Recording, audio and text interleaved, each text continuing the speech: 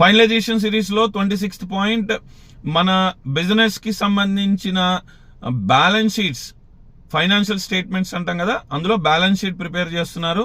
అందులో మీరు cash balance enter చేస్తున్నప్పుడు లాస్ట్ ఇయర్ అంటే March 31st కి క్లోజింగ్ ఎంత ఉంది అనేది చూడడం కాదు, మొత్తం ఇయర్ అంతా కూడా ట్రాన్సాక్షన్ వైజ్ వెరిఫై చేయాలండి.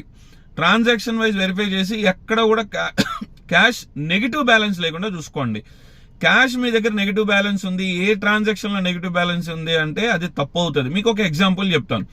సపోజ్ ఇవాళ నాకు ఒక పేమెంట్ ఇవ్వాలి, ఆఫీస్లో నా దగ్గర బ్యాలెన్స్ వచ్చి 5,000 ఉంది.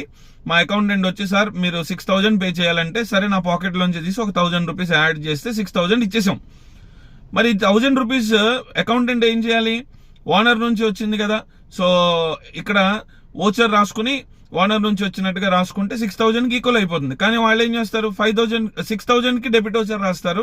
క్యాష్ బ్యాలెన్స్ ఎంత ఉంది అంటే 5,000 ఉంది. సో ఆటోమేటిక్ గా 1,000 రూపీస్ నెగిటివ్ వెళ్ళిపోతుంది కదా.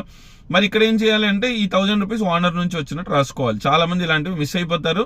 మీకు అర్థం అవడం కోసం ఒక ఎగ్జాంపుల్ చెప్పాను. కానీ క్యాష్ బ్యాలెన్స్ నెగిటివ్ చూపించేవి చాలా చాలా చాలా మిస్టేక్స్ చేస్తున్నారు. అందులో 100 సార్లు ట్రాన్సాక్షన్ వైజ్ చెక్ చేసుకోండి, ఓన్లీ క్లోజింగ్ బ్యాలెన్స్ చూడడం కాదు. అది చూసి అది రెక్టిఫికేషన్ అనేది చేసుకోండి. Thank you.